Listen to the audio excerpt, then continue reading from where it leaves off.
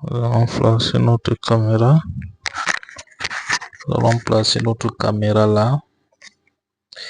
On va tester une charge ici, le souffleur.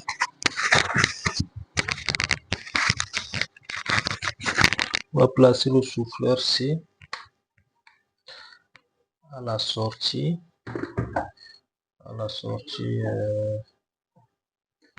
De l'AC. Comme vous constatez, alors c'est connecté.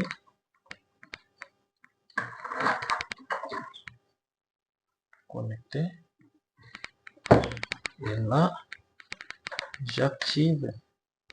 Il faut voir ici. Là, je n'ai pas encore démarré. Il faut voir ici. Alors là, je vais démarrer ici. Alors, j'ai démarré. On va patienter quelques secondes et voir si le système va reconnaître automatiquement.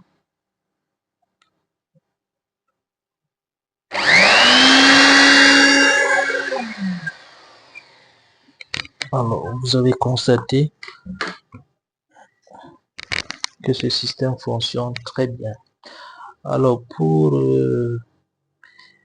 pour suspendre cette protection ou bien cette autonomie d'énergie supplémentaire, il faut configurer le système une fois de plus.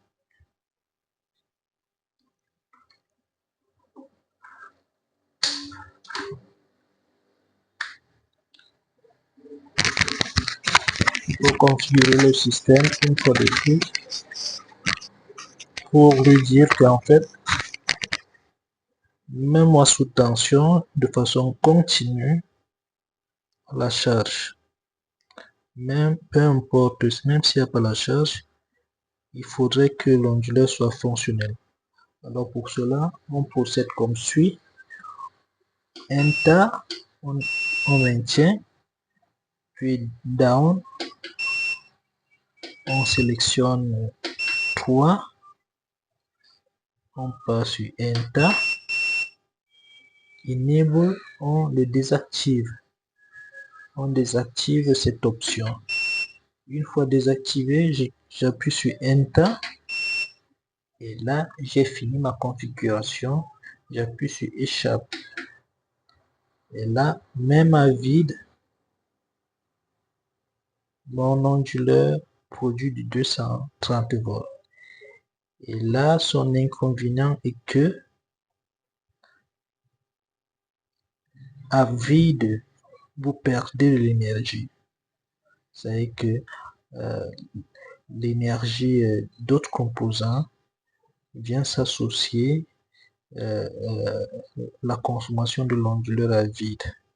Et du coup, vous allez accumuler cette perte d'énergie.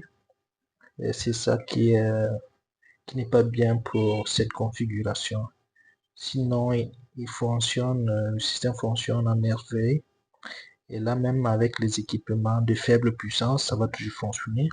Contrairement au système du départ, le système du départ avec une petite lampe de faible puissance, vous n'allez pas amorcer ce système.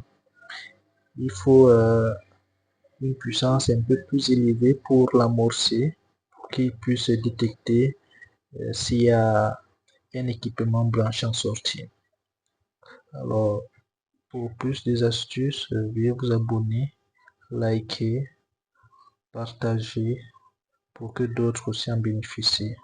Activez aussi la notification pour ne manquer de rien. Merci.